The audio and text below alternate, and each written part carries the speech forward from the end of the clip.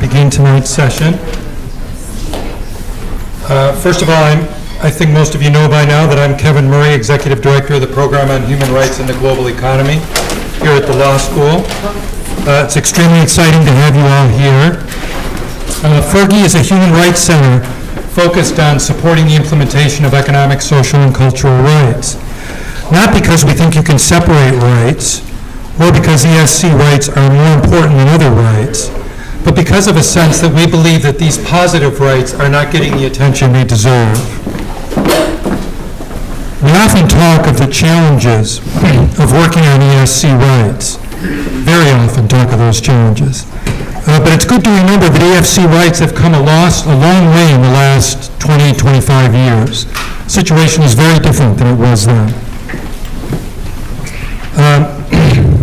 There are many factors in the advance of economic and social and cultural rights as a discipline within human rights.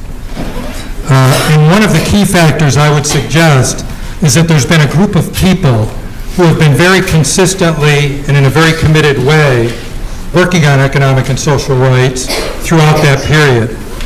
Not only have they been consistent, not only have they been committed, they've been very thoughtful about the way they've organized their work, and perhaps most importantly, they've been mildly maniacal at times in the pursuit of their objectives. I think our keynote speaker tonight, Chris Jochnick, is one of those mildly maniacal ones. Chris is a human rights lawyer, a graduate of Harvard Law School. He approaches human rights from a legal perspective, but has long since escaped the trap of thinking that it's all about the rules, that the rules are somehow the rights. Chris's long career suggests that he understands well that the potential power of human rights lies in grasping the really complicated interplay between the rules, international standards, domestic law, the aspirations and consciousness of people whose rights are in question, and the dynamics of power at play in any given situation. So there's this complicated interplay that human rights are about. Chris thrives in that complexity. He's sought it out for 3 decades, and we hope will continue to be drawn to it for the next 3. So you might ask, what has Mr. Jochnick been doing while he's been working on all that complexity? At some point way back when, Chris was a corporate lawyer with a Wall Street firm of Paul, Weiss, Rifkin, Wharton, and Garrison. Now that's complexity for you. He somehow wept from Paul Weiss to being involved in the founding of something called the Center for Economic and Social Rights, also in New York, but some distance from Wall Street. CESR would not be described as one of the New York human rights behemoths, but has been a very important organization in that long path to the maturation of economic and social rights as an area of work.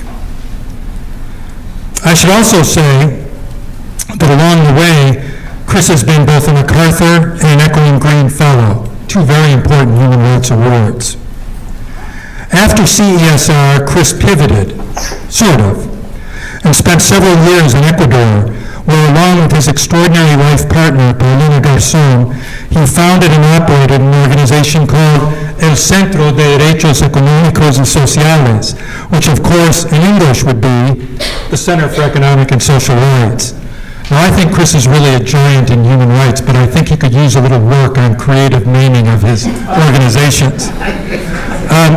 And I can't mention Paulina Garzón without also observing that Chris and Paulina, while they were doing all this, raised 4 children, who I think are all well alone by now.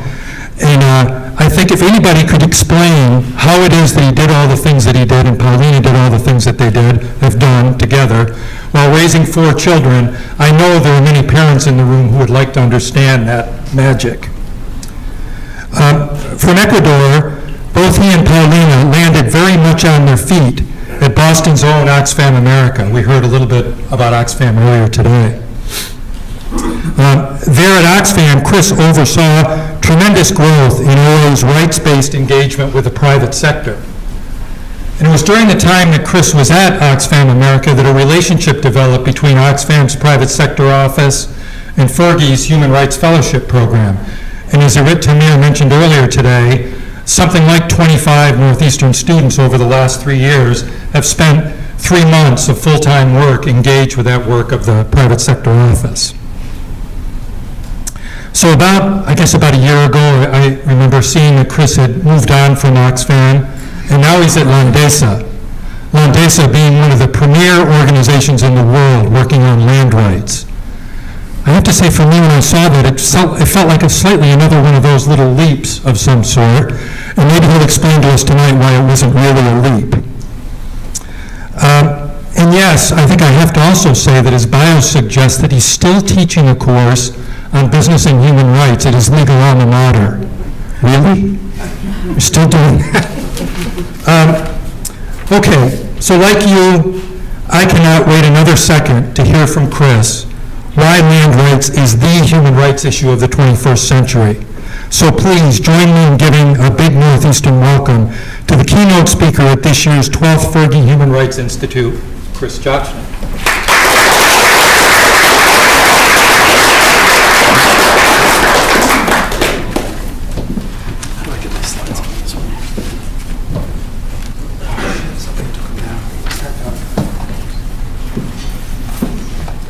While we're getting the slides up, is this working? Yes? No? Oh, yeah. Okay. Great. Thanks, Kevin. Here they are. Well, first, I have to thank Kevin for that remarkable intro. I've never had anything like that. That was really nice to hear all of it, and makes me a little overwhelmed now. It's a high bar suddenly. I was a little concerned that some of my former Oxfam colleagues or fellows might show up for this event, ramping up the pressure, but then my parents came, and it doubled the pressure I'm feeling, so I'm going to do my best to hold it together, but bear with me. I also need to thank Alfred for your remarkable work in this field and for putting all of this together and for the very honorable invite to do the keynote. Thank you for that. And for all the panelists that I listened to today, it was a wonderful day of discussions and a real tribute to the program and to Northeastern. So I'm going to talk about why I think land rights is the human rights issue of the 21st century. But I want to start by going back a little bit. 25 years ago, and I'm going to control this myself, as Kevin mentioned, I went down, freshly minted as a lawyer, I went down to Ecuador chasing Texaco, thought we could bring a lawsuit against them, and I got involved in work in the Amazon with a number of indigenous groups. And I was working with them to help them understand the power of human rights and how to resist oil incursions more effectively. And what I saw was that time after time, these communities facing these incredible long odds would, not always, but frequently start negotiations with the oil companies. And one of the first negotiations that I was witness to wound up with the community getting a volleyball court and some outboard motors and giving up its rights to 20 years to the oil company. And I saw deals like that hatched over and over, and we kept working with these communities, helping them understand that they had more rights than that, and we would help them build their negotiating skills and the rest. But at the end of the day, it was really just too high a mountain to climb. And what it all came back to was the basic fact that they didn't have any secure title to their lands. And if you don't have secure title to your lands, you're always at an incredible disadvantage. And we, of course, would talk about free, prior, informed consent and the like, but it was no match for the power of the companies and the governments and the rest of them. 25 years later, I'm now working with Landesa, and I visited a community that we've worked with of formerly landless ag workers. Some of them still didn't have their land, and I could see that they were living in shanties and really had nothing to speak of in terms of their own garden plots. But these women who I spoke to did have land. They were recently beneficiaries of one of the programs that we were working with the government on, and I could see that they were already building their houses and they had little vegetable gardens, and I went to talk to them and I asked them, what's the benefit of having title to land like this? How does it really affect your life? And I was figuring more vegetables, more food security, the kids maybe a little more income, the kids can go to school, and that certainly was on the table for them, but every one of them first and foremost spoke about the difference it made in terms of their status and their dignity and their identity and their voice in the community, which they didn't have before that, because you don't have a voice if you're not a landowner. And again, it spoke to the power of land rights. Those two experiences helped, at least for me, understand both the breadth of land rights, but also the importance of thinking about land rights as a human right, because human rights really are, at their essence, all about power. And that's what I'm going to talk about a bit today, why land rights are so important and why we should be thinking about them as the next major human rights issue. But first, I want to get a sense of the scope of the issue. There's three things we know about the majority of the world's poor. They live in rural areas, they depend on land to survive, and they don't have secure title to that land. And why is it?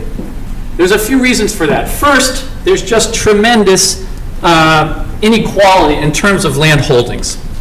Here's one little suggestion of it, this massive coffee plantation. In Latin America today, the skewed nature of land is worse than it was in the 1960s, despite all the land reform that's gone on in Latin America. In fact, they say that 1% of the farms, mega farms in Latin America, own more land than the other 99% of the farms. And if you break that down into certain countries, in Colombia, 10% of the landowners own 82% of the land, and you find similar statistics across Latin America and across other countries. So the first big issue is just the vast inequality in holdings. The second issue is the fact that land, in many cases, is entitled. You have over 1 billion people who depend on land in some way, but their land has not been registered. And that, 90%, in fact, of the land in Africa, according to the World Bank, has not been titled. And about 70% across the world, across the developing world, has not been securely registered and titled. When it comes to community lands, and some of the groups that work here today are part of a large campaign to really underscore this, 2.5 billion people, an estimated 2.5 billion, live on land communally. And of that land, they only own or have formally registered 20% of it. And so 4/5 of that land today sits untitled and unregistered. And then, of course, these statistics are even worse for women. In most countries in the world today, either by law or by custom, women are not permitted to own, inherit, manage, benefit from the income of the land where they work. And that's a tremendous disability for those women who, as you can see from the statistics here, 70% of whom are working in the agricultural sector in South Asia, another 60% in Africa, and the discrimination against those women is systemic and massive. And then finally, as we've been talking about today, you have the issue of land grabs. The land matrix, I had a visit to their webpage today. It keeps track of land grabs. As of today, they have tracked, which only means they've documented, 1,410 large-scale land acquisitions across the developing world by foreign investors, and the estimated amount of land in play there is about 100 million plus acres. But that, of course, is a very conservative estimate, so land grabbing also is a huge part of that problem. The impact on rights and on people's welfare is enormous. First, for those people living without land, the landless, they are completely vulnerable. And many of those people will be living on the land of others and offering their work as part of the payment for living on that land, which means that they go into the labor force completely vulnerable, almost like serfs. And so the landless are really your most extreme poor across the world. But then you have a whole other set of smallholder farmers that have a small piece of land, they're working it, but they don't have a secure title to it. And as you can see here, without the secure title, a person doesn't have the confidence to invest in the land, which means the land won't be as productive, they won't get as much income from it, and that has a whole series of ripple effects. This is the positive case for when farmers actually get secure title, and you can see production can go up as much as 60%, the income goes up 150%, and you have all sorts of ripple effects from just securing the land for those farmers. And recently, I was in some discussions with the World Cocoa Foundation that has done studies in Ghana. And they're Mars, Nestle, all those companies, Cargill, that depend on cocoa, are very concerned because cocoa supplies are dwindling and they're not sure that they're going to be able to service the enormous and rising demand for chocolate.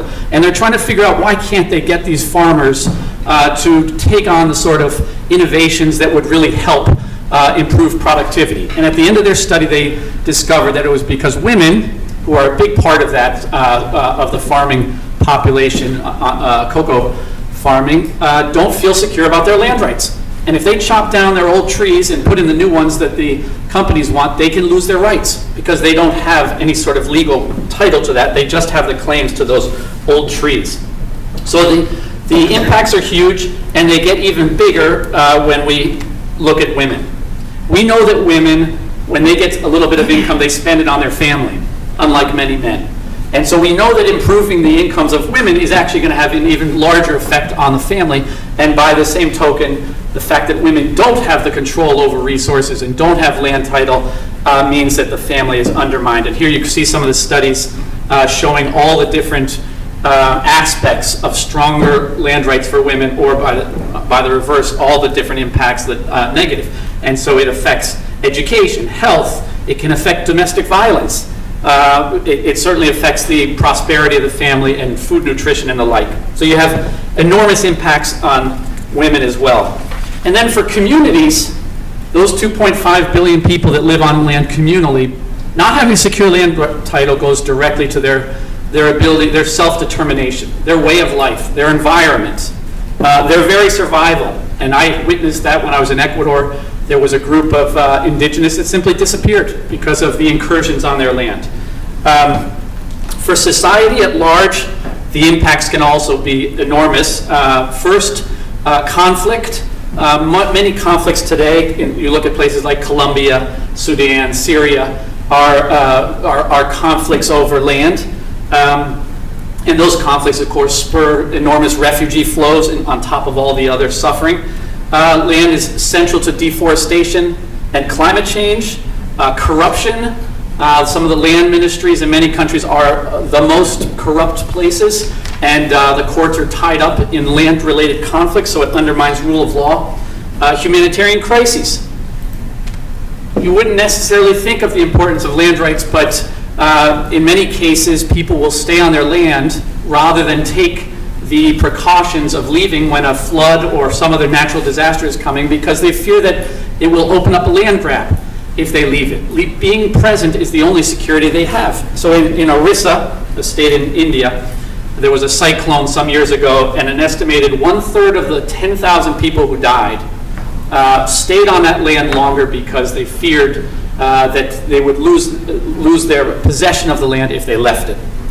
And then rebuilding after a crisis, after the tsunami, after the earthquakes in Haiti, it was much harder, if not impossible in many cases, to rebuild effectively because there were no land records. And that's the first thing you really need to figure out how you're going to distribute the land and start building on it. So it has a tremendous impact on those sort of humanitarian issues as well. And then in terms of sustainable development and economic development generally, which undergirds a lot of human rights, we know from various studies that smallholder farming, secure smallholder farming, is one of the critical ingredients for growth for many countries, and it was certainly part of the one of the three key factors in the growth of the Asian tigers, as recently documented in a study. So, with all of that and all of those impacts, how is it that the human rights movement has largely neglected land? The original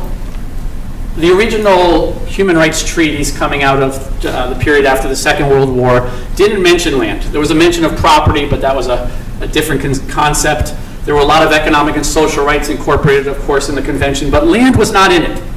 And the human rights movement, the mainstream human rights movement, has long neglected land as well. It's not part of the work generally that the Human Rights Watches or lawyers' committees or International Commission of Justice has traditionally focused on. That's changing, happily. And there's two big reasons for the change, at least in my estimation, two that I see. One is that the human rights movement itself has democratized or globalized over recent decades. And this program, I would say, is a perfect manifestation of that. And by that I mean that the movement is not controlled by a small number of organizations in the West and a small number of donors who have a pretty narrow view of human rights. Rather, we now have advocates from all over the world. And we have advocates not just in the traditional mold of lawyers and journalists, but rather all kinds of activists. And we have all kinds of new actors joining the human rights field. So there are indigenous groups that would consider themselves part of the human rights movement. There are women's groups. There are environmental defenders. And when you bring in all those constituencies and when you work with people from the global south, land is right there in the center of their agenda. And that has put land on the agenda of the human rights movement. Secondly, though, is the land rush that got touched on a bit today. But we have seen over the last 10 years, and a lot of this can be traced back to the food crisis that spurred a lot of investors to go into Africa and elsewhere to try to buy up land and bring back commodities. But it's also been spurred by China's growth and India's growth and the pressure that puts on, as their middle class grows, the pressure that puts on both the search for minerals and fuel and food and commodities. And that means that there is increasing pressure around land. And then you also have things like the desertification caused by climate change. So you have various different bits of pressure, but it's all coming together and creating a massive amount of conflict and churn at the local level that we didn't see, let's say, 20 or 30 years ago. And so these two trends, the globalization or democratization of human rights and the enormous pressure that we see on land have brought land to the forefront. And we've heard a bit about that today, but I think Alfred's introduction was really well put in terms of the impact that's had on land defenders. And Global Witness's most recent numbers, and Global Witness has been keeping track of this, say that last year was the largest number of land defenders killed. More than 200, which is something like 4 per week, are being killed, and they are really the tip of the sword around this question of the land rush and the land conflict. In fact, there was a study recently done looking at all the civil conflicts going back to 1990, and more than half of them were rooted in land. And we know by another study that 93% of new concessions by extractive industries across the global south are already occupied by communities. So 93% of the concessions that the governments are giving out are concessions that are already occupied. That means that either the investor is going to be disappointed, or more likely, there's going to be massive evictions, or at least there's going to be a lot of conflict. Fortunately, as land surges as a human rights issue, we have a pretty strong normative basis. So even though land was not incorporated in those original treaties and declarations, land has been connected to some of the critical human rights, like the right to housing. So that the attention on forced evictions is certainly an issue that touches on land, and the Committee on Economic and Social Rights has looked at that, as well as the right to food, which has also spurred some attention and some precedence around land. But we also have a second wave of human rights treaties. And so, for example, ILO 169, which I know some of you are familiar with, or the UN Declaration on the Rights of Indigenous Peoples, deal squarely with land and include land, and the Convention on the Rights, or the Convention Against the Discrimination Against Women, CEDAW, also touches on land. And so as we deal with groups that are particularly exposed or threatened, land has emerged in those treaties, and those treaty bodies and human rights bodies dealing with those issues have started putting out important decisions and observations about land rights that is helping to define what a human right to land would look like. But now we have a particular moment where two major initiatives, a draft declarations on the rights of peasants and a general comment from the Committee on Economic, Social, and Cultural Rights on the right to land, both are really tackling the broader issue of what a right to land might look like and looking at it more holistically. So let's think about what would a right to land look like. Well, if you break down a human right by the three traditional pillars. You start with respect. And we have a pretty good idea of what it would mean to respect the right to land.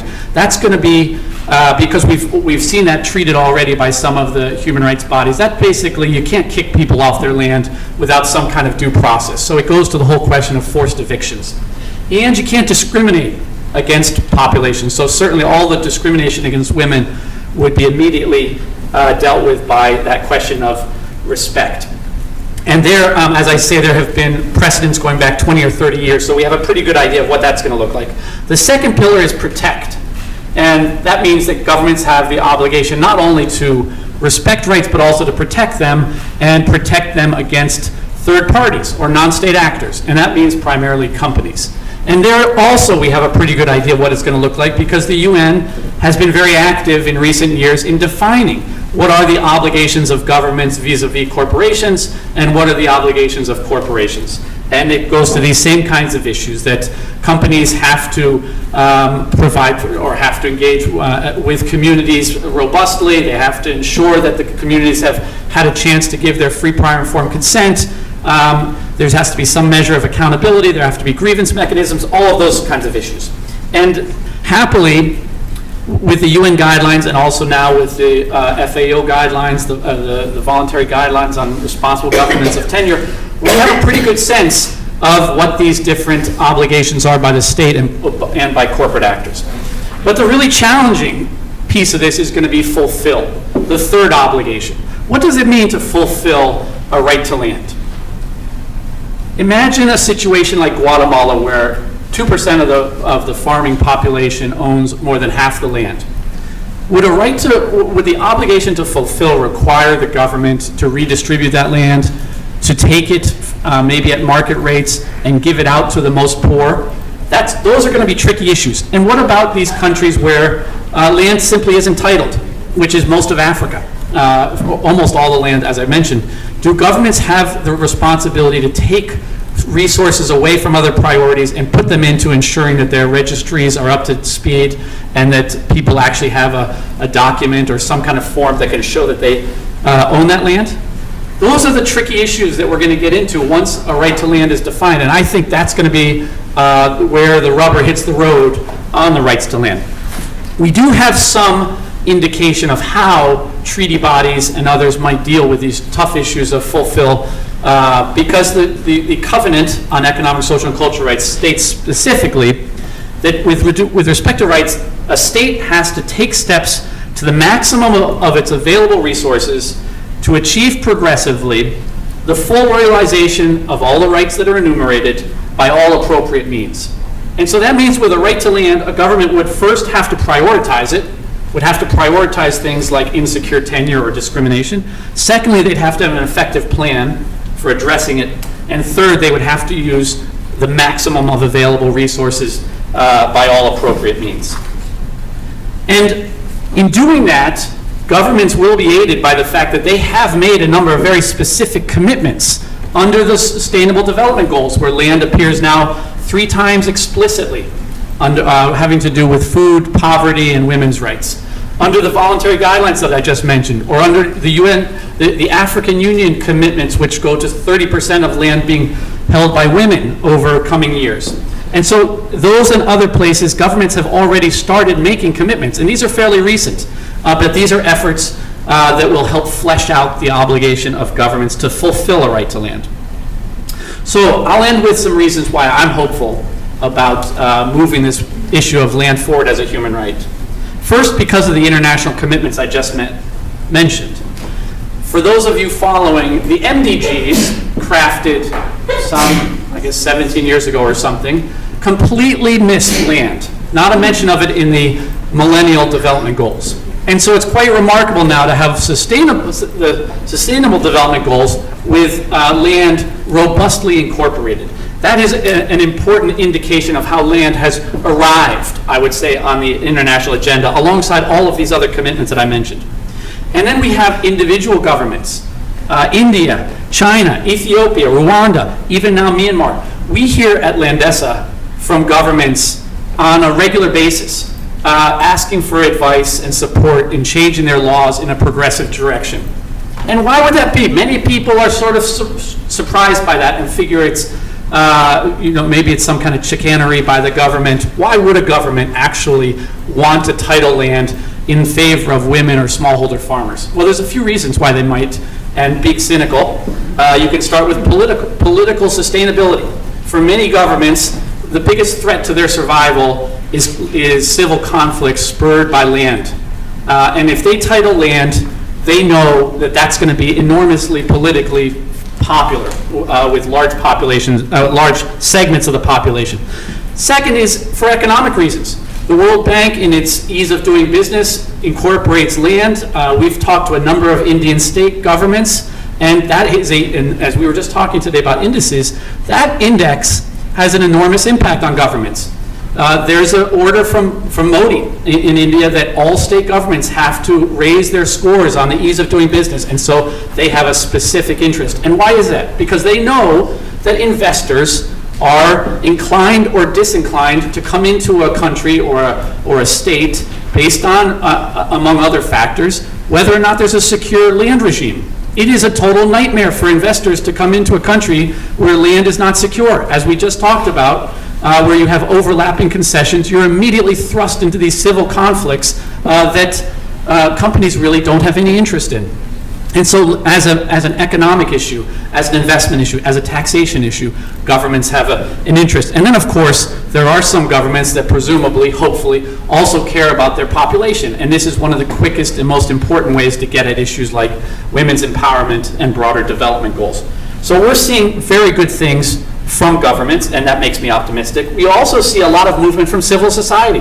Today we talked about, I've been a little slow to move the slides, but just in time. Oh, that's not in time. This is the Berta Cáceres, going back to the issue of conflict and Global Witness's 200 defenders lost. And again, I just want to pay tribute to Albert's wonderful intro to this whole event where we talked about that. Here's a recent campaign, the Kilimanjaro initiative, and one of the reasons why I take hope about the fact that land has emerged on the forefront of many civil society groups' agenda. And this is one tremendous initiative around women's land rights, but there are many other. The International Land Coalition, the ILC that we talked today, is a big and growing coalition of actors. RRI, that has been part to this event, is another actor, a coalition focused on land rights. There are a number of coalitions, but it's not just the land focused or the indigenous peoples focused. There's also there's a women's network that is focused, that has a focus on land. There are housing groups like Habitat for Humanity that have launched a campaign around land. There are environmental groups that are taking up the flag of land. So there's a whole set of initiatives and coalitions and of NGOs that are coming into this field and moving it along. And then there are the donors. And we are happily seeing donors get religion about land. And so there is a global donors working group on land. There are private foundations like the Gates Foundation and the Ford Foundation and Rockefeller that are taking up the banner of land. Increasingly, Omidyar Network is a huge one that has taken it very seriously. And there's even now recently launched, just 2 months ago, the tenure facility funded by something like $40 million by some of the large Scandinavian countries that is specifically focused on helping indigenous groups map and title and secure their lands. So there's a lot to be optimistic about with respect to the donors. Then there is the media, and the media happily has also been taking up land, and that is being driven also by platforms like the Land Portal that we talked about today, or Landmark, or the Matrix, that are feeding stories. And there is, in fact, a new platform dedicated to land and land issues called Place that Thomson Reuters has launched about a year ago, and that has generated, I think, thousands of stories, not generated, but has spotlighted and highlighted and helped move stories about land along. Then there's innovation. We're seeing new technologies coming out that are going to vastly expedite the mapping and titling and securing of land rights, including drones and smartphones and GIS mapping and blockchain, things that I know very little about other than their names, but others do, and they're using them. And we are also seeing, I would say, a technological revolution around land. And then those innovations are being matched by bottom-up innovations, where we're seeing pilot projects using paralegals and communities to map their lands join with the digital revolution so that you have both a bottom-up effort and a top-down effort around land rights, which is also critical. I will end on an optimistic note. The other reason why I am very hopeful is that so much of the land work I consider to be best bang for the buck. The best investment you can get if you have the time and resources to invest and you're looking to move human rights at scale. And that's why I jumped into land. I used to work with IRIT at Oxfam. We did that Behind the Brands campaign, and it was the movement that we got on land that really inspired me in seeing the Coca-Colas and Pepsis and others make these incredible commitments to land. Virgin terrain in a sense, because they weren't even talking about land. And then 6 months later, they had made these enormous commitments on land that were going to affect their supply chains across the world. It was just remarkable to see that little push and the amount of movement that we got. And so that helped inspire me to move over to Landesa. But at Landesa, we also see that working with governments. And I'll just give you one example of it, something that we call the one-line revolution. We have worked with governments, and others have as well, to help them do something as simple as incorporate 2 names on the land title, because traditionally land titles will just be issued in the name of the head of the household, and that is inevitably the man. Once we've worked with governments to do that, we saw an incredible, widespread pickup of getting women's names onto those papers. So in West Bengal alone, working with the government over the course of a couple of years, 500,000 women were suddenly named on a land title. And going back to that original anecdote about those women, having their name on a land title does everything for those women. At least it's the first step to really changing them in terms of their status, how they're viewed within the family, how they're viewed within the community, and the kinds of rights now that they have over the resources generated from that often tiny plot of land. So I'll end there and just say this event is, I think, really timely. It's a great time to be working on land. I feel very lucky about it, and it's wonderful to see all of you here, and thanks very much.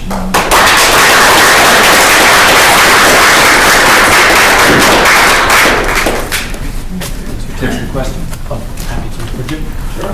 How about if we take 2 or 3, give you a second to sit and listen to some questions? So why don't we take a few questions, and then maybe 3 or 4, and Chris will respond. Introduce yourself, please, when you ask your question. Hi, Marlena Wisniak. I used to work at Oxfam, and now I'm at the Isosceles Group. I'm a business and human rights lawyer. And thank you so much for your presentation. I have a question. When you talked a lot about land titling, which is definitely a great way to secure land rights, but women tend to be discriminated during this process as well because of patriarchal systems, both within the government and internally.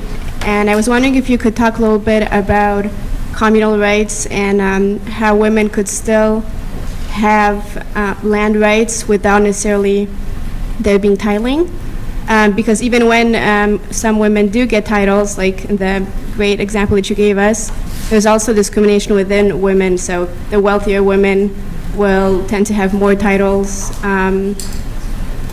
If race comes into play, looking at it from an intersectional point of view as well. So how would you make sure that women do not get discriminated in this process? Thank you so much.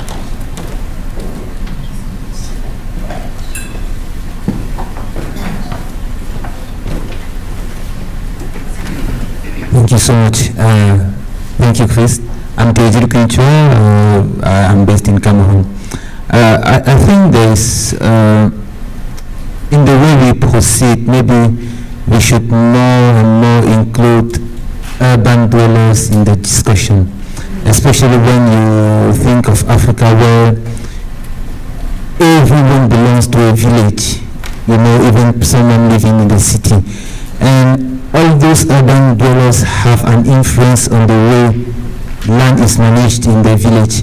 And I actually tend to think that some of them are part of the problem today. Some of the people who have gone to school and who have a weaker relationship to land today are part of the problem because they don't necessarily see the urgency to fight for the village land, and then consequently they often discourage the other people in the village.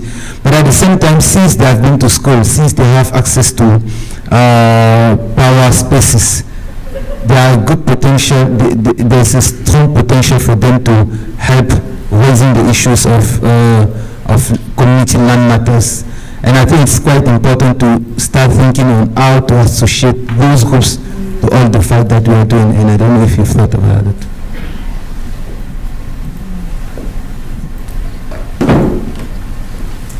Thanks. Yeah, thank you very much. Yeah, thanks, Chris. That was great.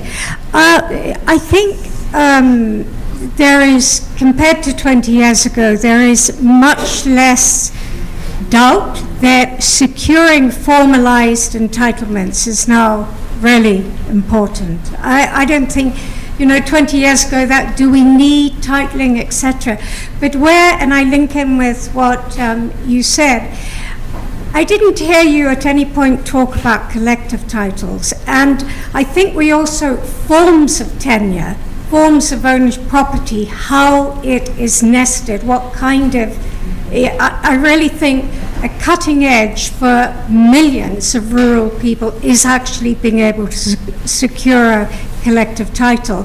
And if I can just go back to the fact that you know very well how little land is cultivated land.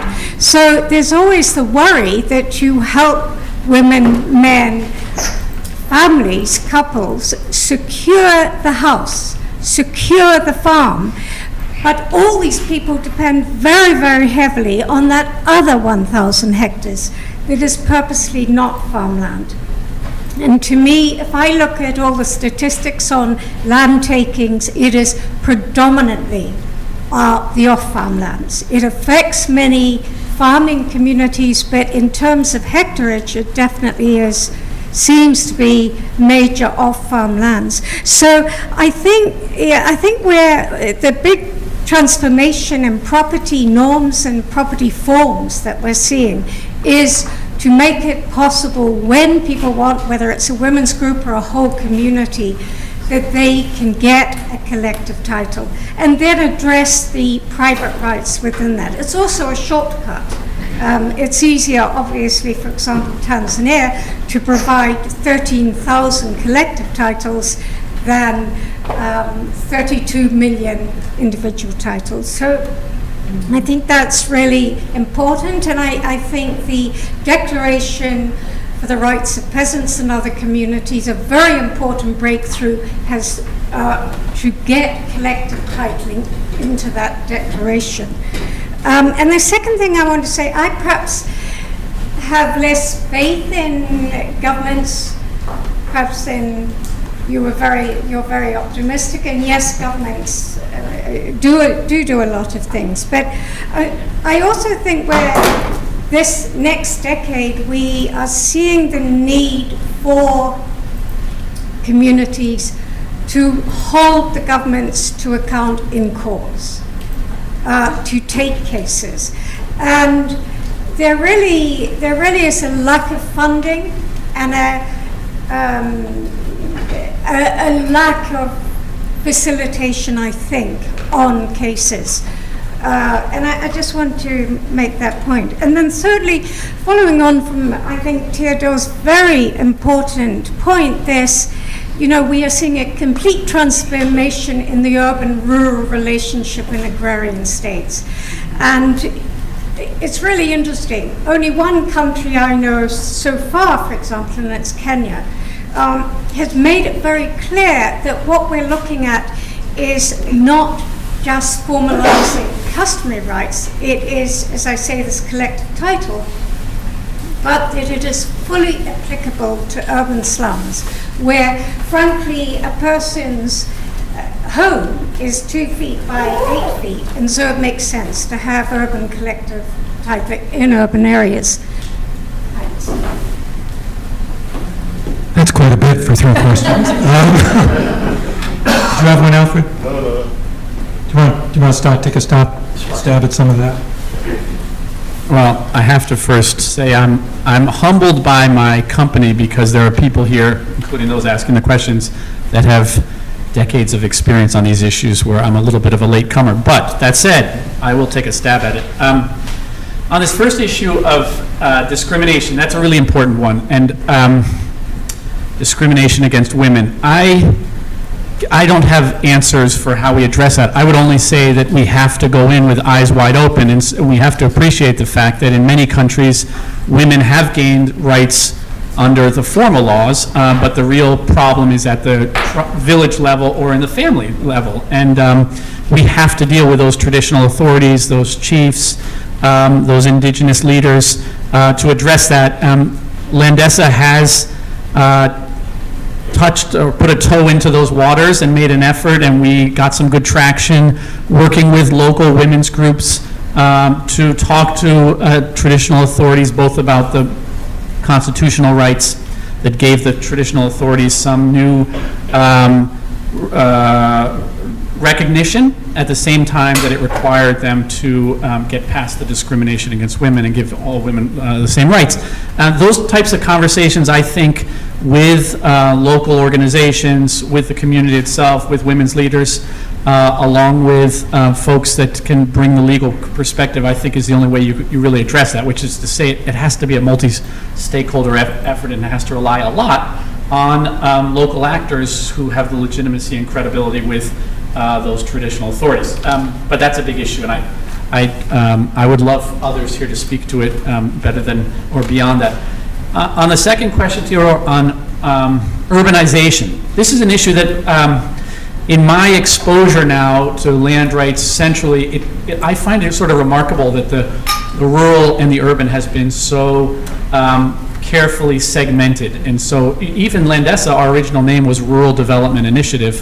Happily now we're Landesa, so we can start talking about urban issues. But I think it's absolutely critical, and I took part last fall in the Habitat's New Urban Agenda discussions. I think that's where there's a real serious effort to try to overcome some of these questions and think about how critical land rights are to both the rural and urban areas and how they have to be dealt with simultaneously, and how stronger land rights in the rural areas or weaker land rights in the rural areas has an effect on urbanization and on the peri-urban areas as well. And so I would ask others here with more experience on how those issues are to be blended and tackled to speak up, but I would just underscore what you're saying, that this can't just be dealt with by a focus on rural areas, even though, as I did mention, the majority of the world poor still are rural, but that's quickly changing, and so we have to address the other area. And then Liz, tricky questions, of course, and I did speak a little bit to collective rights, and I will underscore it. I did mention that there's a campaign, of course, that you folks, many of you are familiar with, a global call to action, which is a really important campaign to address the fact that around the world, those living on communal lands, something like 2.5 billion people, only 20% of that land has been titled, and this grand coalition of organizations is trying to, I think, ramp that up to at least 50% or something along those lines, but it's really critical, and as my first anecdote sort of underscored or attempted to, without secure land rights for for the communities and for those relying on it communally, they really have a tough time developing on any other front, whether it's food security or culture or environment, because they're always at risk of land seizures. And I would agree that many of those lands are not necessarily agricultural lands, but they're vital to the health and survival and culture of those communities. So absolutely, collective rights are a central part of any kind of work around land rights. At Landesa, we work with both farmers and individuals as well as supporting collective rights, and sometimes you have to go into the collective then and start looking at these questions of women's rights as well, and it gets very tricky, and that's one of the challenging areas that I think a human right to land is going to have to struggle with, as have other human rights issues, which is to say, how do you both respect the autonomy of local leaders and local communities, and at the same time try to impose women's rights, which may be still somewhat foreign to those, or at least foreign in the way that we conceptualize them. Those are the kinds of tensions and challenges that I think we will be struggling with as we try to formalize a right to land. And then your second one about holding states accountable. Well, again, I'll go back to my first anecdote. That lawsuit that I tried to bring against Texaco with a few others, and I dropped off the case very happily, is still in the courts 24 years later. They have a $9 billion decision against Texaco, and the communities have seen no money at all. And it's probably going to spend another 5 years going through courts, and then who knows if it'll ever get anywhere. And that's with massive amounts of legal support and formal court systems like the US and Canada and elsewhere. When you then think about the chances of communities bringing states, holding state actors accountable under treaty bodies, that's a long shot, which isn't to say we shouldn't be trying, because I see those as critical cases, but they're only useful if they're surrounded by other action, right? And so we know that cases in the UN bodies or the Inter-American system or the African system set important precedents, and they legitimize certain positions, but they're only going to resonate and have any impact if organizations on the ground, supported by international coalitions, hopefully, actually take advantage of them. And I've seen that work both ways. I've seen tremendous decisions just wither on the vine because no one does anything. It's like they just expected the Child's Right Committee to fix the problem, and that'll never happen. And on the other hand, some of those presidents really have empowered and enabled communities. And then, of course, you do have the very rare case where a regional body, let's say an African commission or an Inter-American commission, actually comes out with a decision forcing the state to do something. But even that requires enormous mobilization. So yes, I agree with you, we've got to hold states accountable in courts, but I do take a, not a cynical view, but a holistic view, I guess, of how to do that. And then, Liz, your question was about peri-urban, but I tried to deal with that. And I think we should open it up, and we have such a wealth of expertise. If others want to tackle any of those questions, including the peri-urban, I would benefit from hearing other voices. You up for another round? Sure. But people should feel free to But comment. just questions if there are comments about these issues that are under discussion.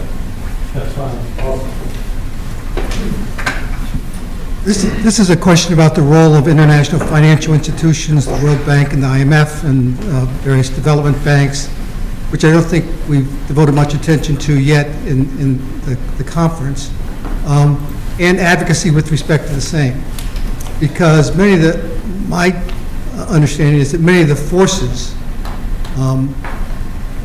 behind land grabs actually are explicitly or implicitly authorized by policies of those international financial institutions. And it seems critical to develop a strategy of advocacy, both at local, but in this context, certainly much more at an international level, to address the policies that they advance that continue to reduce land rights of indigenous and local communities.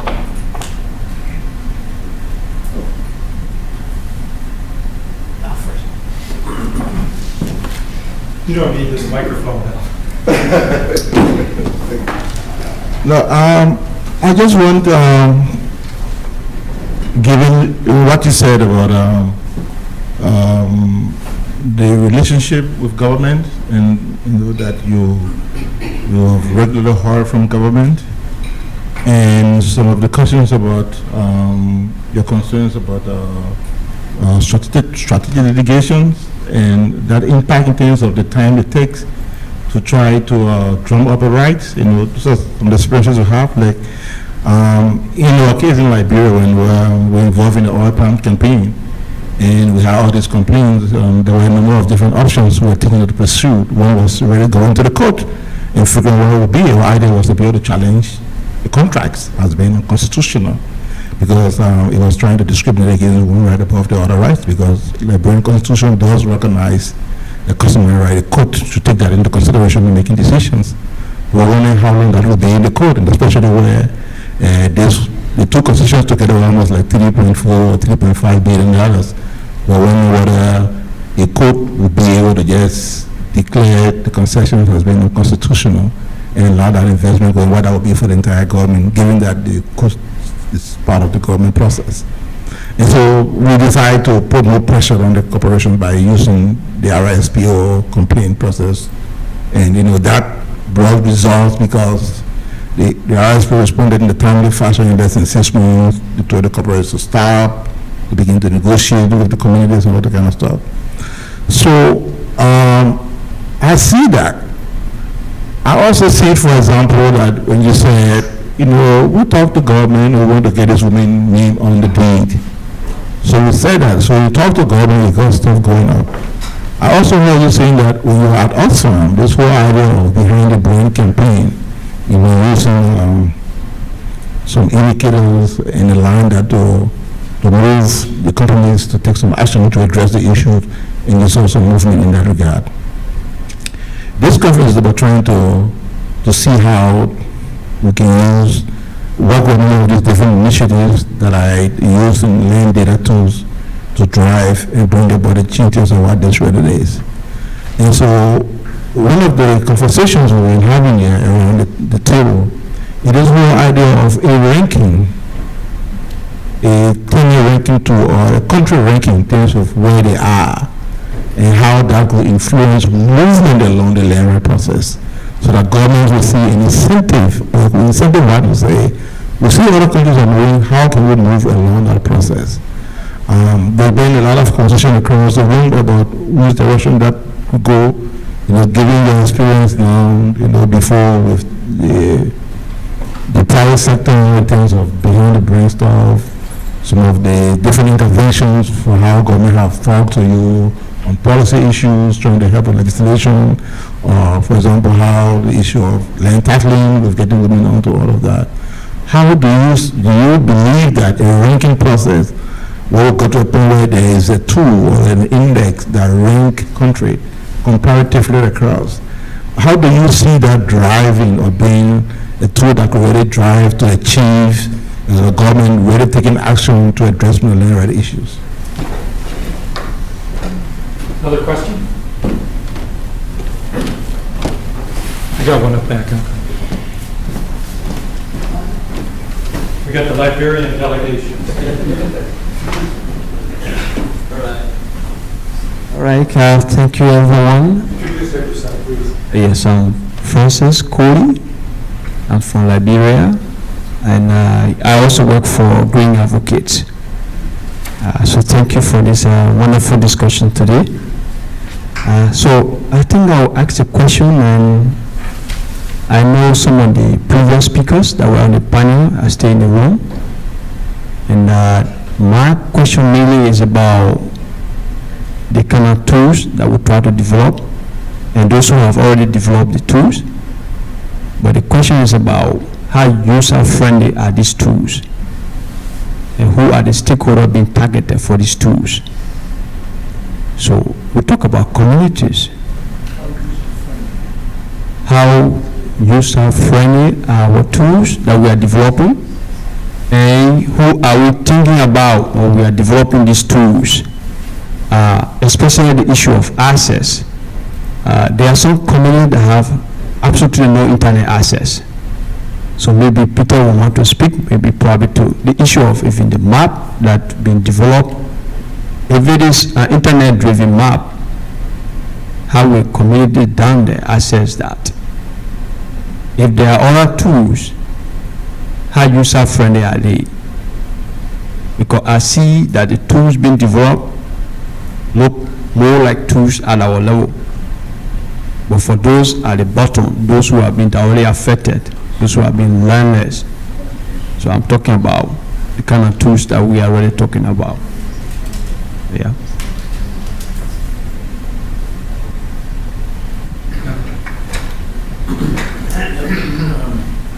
Chris, thanks very much for the keynote, and particularly really appreciate this defining land rights as a key human rights for the 20th century. I think is a way to really change the narrative around this whole area. So I think that's a huge contribution. Comment and a question. I think a comment on the peri-urban. I think if land rights are neglected, I think land use planning is even more neglected and is an area that's very subject to state capture. And that whole issue of the appropriation of the value increase of urban expansion is a missing piece. And, very narrow groups of highly informed and highly powerful groups tend to be able to capture that. And that distorts the whole peri-urban.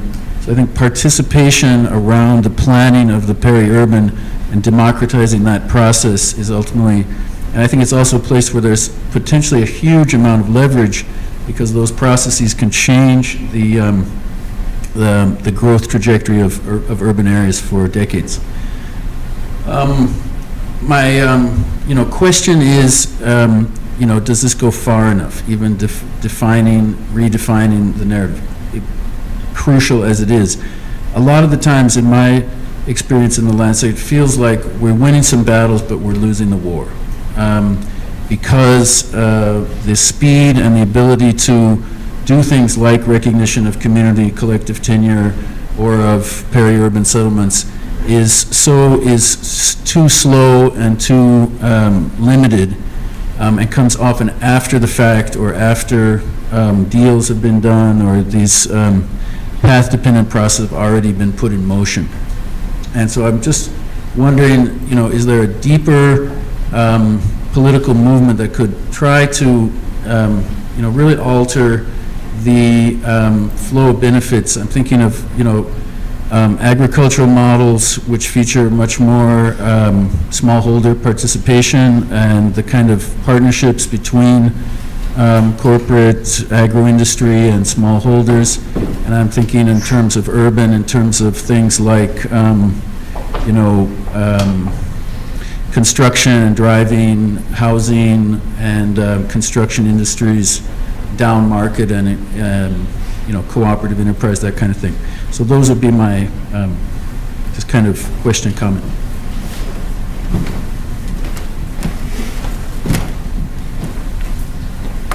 I'll take a swing at it. First question was about the IFC and the multilateral development banks, and I would completely agree that to me is, it's not exactly low-hanging fruit, but it's one domain where we can both have an influence on the actor without too much effort, and that influence can have ripple effects across all of their investments. So multilateral banks and institutions today have ombudsmen, they have complaint mechanisms, they have pretty active processes for bringing complaints that are pretty simple, and the IFC has really been tangled up in a number of high-profile land cases in particular, and I think has recognized that it's in its own interest to try to get out ahead of those and to put more pressure on the companies that it supports through its loans and investments. And that's true. I was just last week on the phone with FMO, which is the Dutch equivalent, and they also have really been burned in their case by the Berta Cáceres case, and they're developing new policies on land, and it's ripe for organizations to start putting pressure. Some organizations, of course, including Oxfam, have been putting pressure, but I would say that there is a lot of traction that can be made working on those multilateral banks that today have very progressive standards, including free prior informed consent in some cases, and we just need more cases to be brought. Now, of course, the tough thing is that the donors don't tend to fund that stuff, and so you don't see a lot of organizations with the bandwidth to do it. But if we can overcome that somehow, and there are organizations trying, then I would completely agree with that strategy. So that on the, one other piece of that I have to mention, because my wife is very active on this, is the Chinese Development Bank and the Chinese Chamber of Minerals and Minings has very progressive standards, even better than the World Bank standards, and no one is using them. And those, governs all of their Chinese overseas investments. And so there's a whole world of standards out there that are just sitting, waiting for people to raise the alarm bell and to take advantage of. So I think that connects a little bit with Alfred's question also, because we see also grievance mechanisms with the RSPO, which you mentioned. So there's a number of commodity roundtables, business organizations that have also developed, and businesses themselves that have developed grievance mechanisms. Those also can be very easy places to launch or to enter a complaint and to get some kind of resolution. If nothing else, it raises the profile of the issue, it builds a little bit of movement. But it goes to this bigger question. How do we get traction on these issues? And for my, having been around these issues now for many years and trying to think about this question, I think each situation offers up a variety of paths. And the critical skill set that has to be engaged is figuring out which of those different paths is going to yield the best benefit. Some of them can be laborious, like bringing a case in New York around Texaco cost millions of dollars. Was that the best path? Even though it's been 24 years, I would say they've achieved enormous things because the profile, the issue, the government has come around, the court system in Ecuador has changed. Companies think twice now. So even though it didn't win, it might have been the best path. But there are other paths. There are treaty bodies. There are RSPOs out there. There are the IFCs. And I think, and there are companies. Companies are very soft targets. That little campaign behind the brands, I mean, it wasn't little, but relatively little, had got enormous traction. And those companies then put pressure on the Cargills and others, and it has ripple effects, and it can be very effective. So I think doing an effective power analysis and thinking about where's the leverage on this particular issue. And so I would take the initiative, the indice, and say that my experience with indices is quite mixed, because I think some of them are beautiful and a lot of effort and no one reads them and no one really does much with them, and others can have real impact. And I think the difference is others are embedded in processes where there's some leverage. And so I think the only way an indice like this could work, and I think it's a tremendous idea, is if it rallies pressure around those governments. And how do you leverage, what kind of pressure can be brought to bear on governments? Well, investors are a good target. The IFC can be a good target. The World Bank, they listen to the World Bank. So getting companies, getting investors, getting multilateral banks to buy into an indice like that, and to be talking about it when those actors are talking to governments. And then, of course, civil society. If civil society is making noise about it, that also is very helpful. But if, and I know, Alfred, you're on top of all this, so I'm speaking to the converted here, but just to answer the question, I think indices work if they're embedded in effective processes. And I think that's why the IFC and all these other places are really important. So then, tools, and how do we make them user-friendly? I think we're all a little enamored, or I shouldn't say all, many people are enamored with tools, and then we remember that people don't even have internet in some places, as you said. So I agree with that. I think we have to remember that tools are only effective to the extent that people are going to use them. And it is heartening to see so many farmers with smartphones and getting information, at least semi-smartphones, and seeing them take advantage of that. But I don't think we want to be naive to think that we're right on the cusp of a blockchain revolution or any of these other tools if they don't empower the stakeholders as part of the process. And I do think that too many solutions go straight to the company or straight to the government and neglect and even marginalize and maybe even disadvantage communities. And so as one of the things about a human rights take or human rights lens is that you always have to be thinking about, is this initiative ultimately empowering those people who are affected? Are they their own protagonists in solving these problems? And if technology just further marginalizes them, then it's not a very helpful technology. So I think that was a really well-placed comment, and thanks for raising that, because it is easy to get enamored by the idea of drones coming in and solving our problems. And then, Amazon already had that. That's right.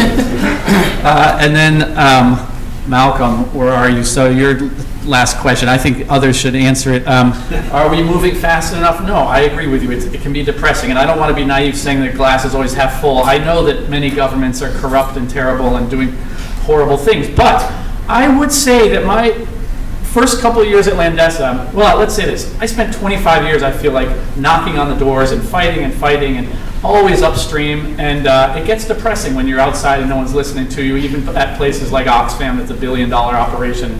And still often we're not listened to, or I didn't used to be.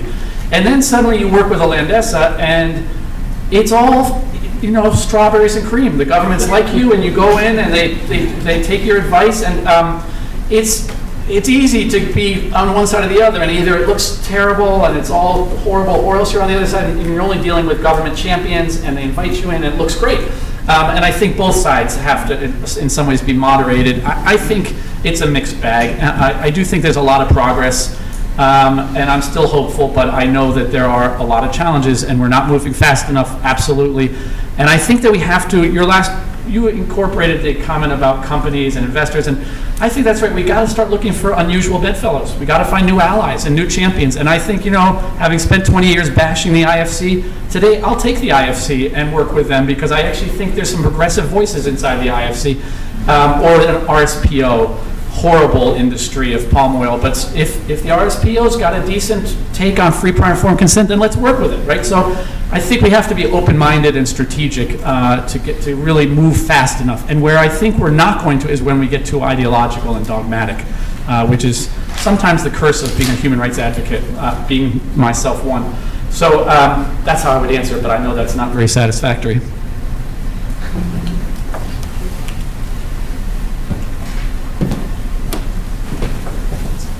So we're going on 6 hours now, for those of us who've been around the whole time. So I believe it's time to thank Chris for a wonderful conversation tonight, a great presentation.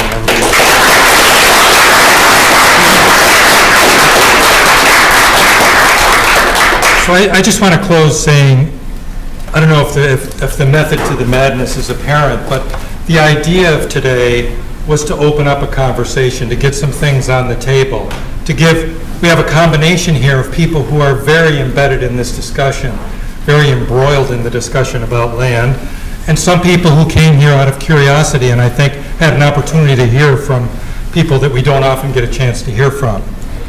The idea to open that conversation was to say, tomorrow we're going to invite back those hardy souls who want to spend another day talking about this, to go more deeply into some of these questions, to pursue some of the things that we could just speak about today and sort of give them the proverbial kiss and promise.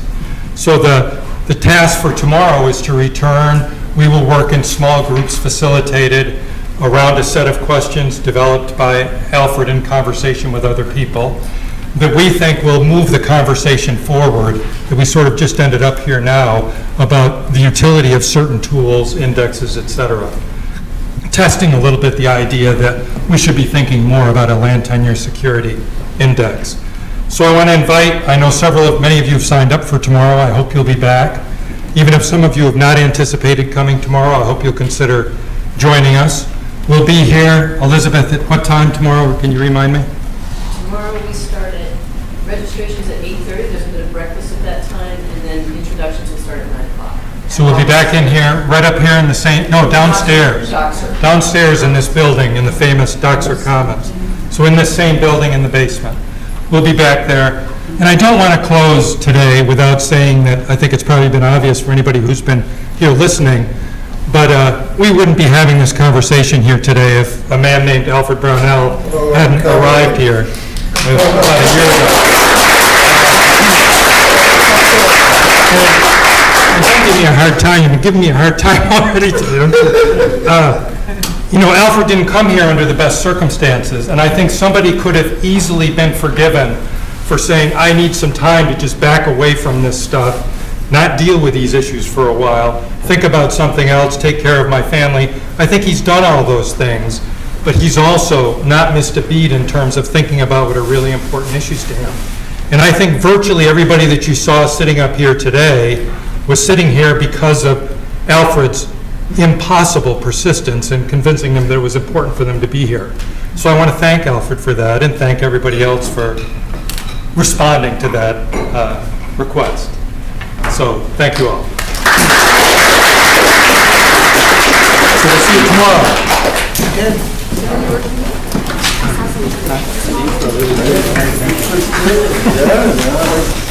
Good man. So, great day. Thank you. Folks have got it.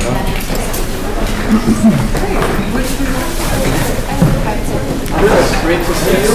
Great day. I'll answer that in a second.